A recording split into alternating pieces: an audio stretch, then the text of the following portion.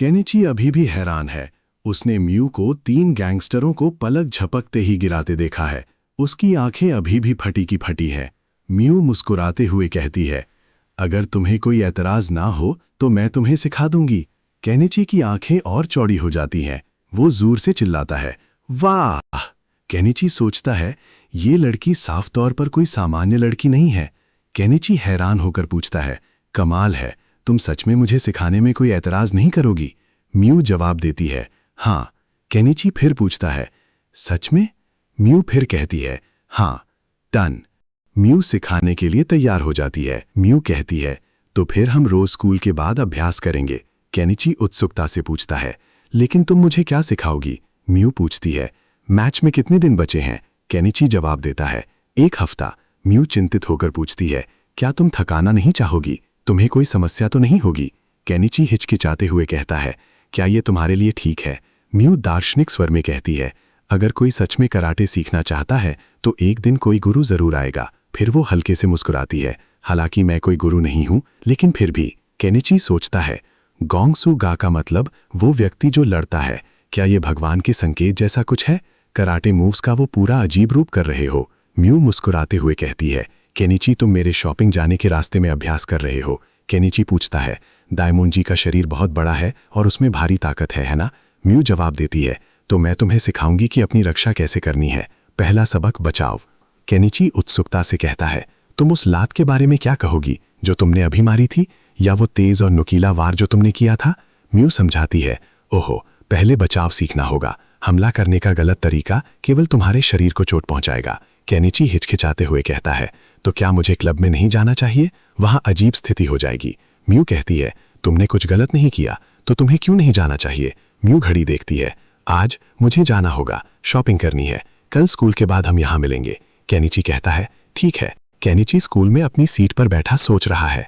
Kenichi सोचता है, बिना हमला किए जीतना संभव है, लेकिन पहले बचाव ही क्यों? क्या इसलिए कि मुझे आशावादी होना है? क्या उससे सीखना ठीक रहेगा? मेरे लिए क्लब छोड़ने या कुछ भी करने की कोई वजह नहीं है, बस मजबूत रहना है। डायमोंजी केनिची के पास आता है। वो गुस्से से देख रहा है। डायमोंजी जोर से कहता है, अरे केनिची, मेरा दिल बुरी तरह दुखा है, सदमा लगा है। केनिची घबराकर पूछता है, तुम क्या बात कर रहे हो डायमोंजी? डायमोंजी गुस्से से कहता है, नहीं, मैंने कहा था अगर मैं तुमसे मैच हार गया तो क्लब छोड़ दूंगा। कल क्या तुमने नहीं कहा था कि तुम यहाँ वापस नहीं आओगे? क्या तुमने वादा नहीं किया था कि तुम छोड़ दोगे? केनिची परेशान होकर कहता है, क्या? डायमोंजी चिल्लाता है, क्या? तो तुम सच में मुझसे लड़ना चाहते हो? तुम सच में नहीं समझते हो क्या? वो और करीब आता है। डायमोंजी धमकी भरे स्वर में कहता है, अगर तुम सच में सोचते हो कि तुम मुझे हरा सकते हो, ध्यान से सुन केनिची, ये तुम्हारा आखिरी मौका है। केनिची चुप रहता है। डायमोंजी कहता है, तुम इसके बारे में भूल जाओ, अपनी पूंछ नीचे करो और भाग जाओ, तुमने वादा किया था। अरे डायमोंजी। वो आगे बढ़ता है और केनिची के चेहरे के बिल्कुल करीब आकर कहता है, मैच के दौरान मैं तुम्हारे सिर पर वो मुक्का मारूंगा, तुम्हारा सिर टुकड़े टुकड़े हो जाएगा। केनिची डर जाता है, लेकिन कुछ नहीं बोलता। दूसरी तरफ रिथमिक जिम्नास्टिक क्लब में म्यू अंदर आती है। लड़कियां उसे देखकर उत्साहित हो जाती हैं।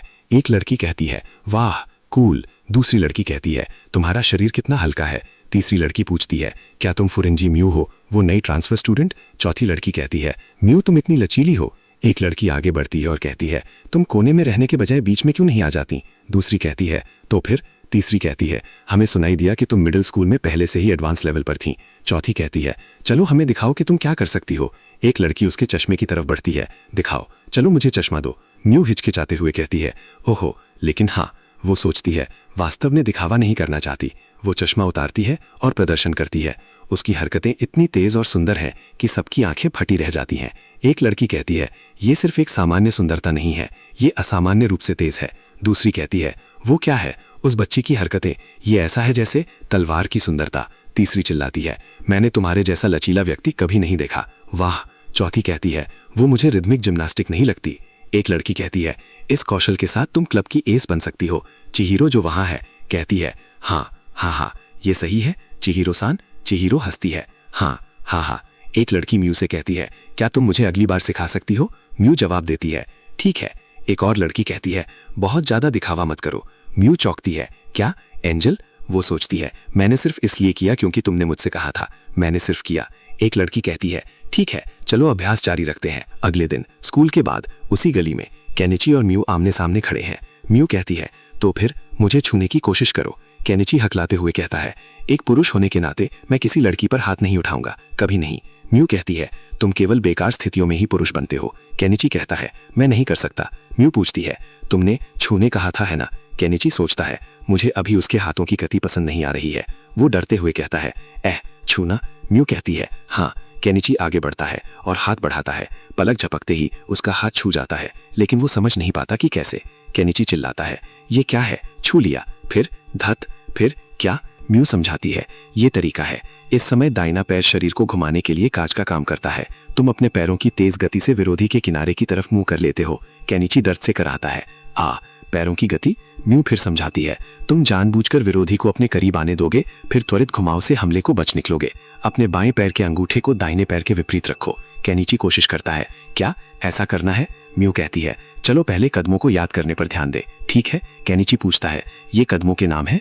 म्यू कहती है, गोबो, फिर से गूबो, फिर पाबो। तुम गिरते रहते हो क्योंकि तुम अपने घुटनों से संतुलन नहीं बना रहे हो। इसका मतलब है कि तुम एक साथ दो हरकतें कर रहे हो। ये कदम एक सतत आंदोलन है।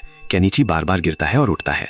म्यू कहती है, फिर अपने आप पर बहुत ज्यादा जोर मत डालो। वो सोचती है, मुझे लगता है वो खुद को अपनी सीमा से परे ढकेल देगा। केनिची कहता है, बहुत बहुत धन्यवाद।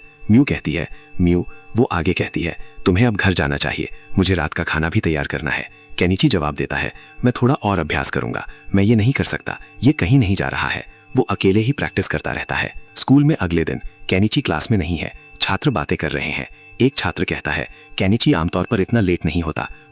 ऐसा लगता है कि वो आज स्कूल नहीं आ रहा है। दूसरा छात्र हंसते हुए कहता है, हाँ, देखो वो अजीब व्यक्ति क्या कर रहा है। सड़क पर केनिची गोबो और पाबो का अभ्यास करता हुआ चल रहा है। वो बार बार एक कदम आगे बढ़ता है, बगल में खिसकता है, फिर से। वो थका हुआ है लेकिन रुकता नहीं है। केनिची सोचता है, मैंने ऐसा करने के लिए घर से 1 घंटा पहले निकला था, लेकिन मैं फिर भी लेट हूँ। मैं स्कूल जाने के रास्ते में इस मूव को करने की कोशिश कर रहा हूँ। तभी म्यू उसे देख लेती है। वो दौड़ती हुई आती है। म्यू चिल्लाती है, क्या केनिची? केनिची मुस्कुराते हुए कहता है, म्यू, गुड मॉर्निंग। म्यू पूछती है, तुम क्या कर रहे हो? केनिची कहता है, मैं इसी तरह स्कूल जाने की योजना बना रहा हूँ, तुम बिना मेरे आगे बढ़ सकती हो। म्यू जवाब देती है, तुम क्या बात कर रहे हो? क्योंकि हम दोस्त हैं, हमें एक साथ रहना होगा। इस तरह केनिची ने म्यू से बचाव के 2 बुनियादी कदम सीखना शुरू किए, गोबो और पाबो। वो अभी भी कमजोर था, लेकिन उसके अंदर एक नई लगन आ चुकी थी। डायमोंजी की धमकियां उसे डराती थीं, लेकिन वो पीछे हटने वाला नहीं था। 1 हफ्ते की ट्रेनिंग और फिर मैच।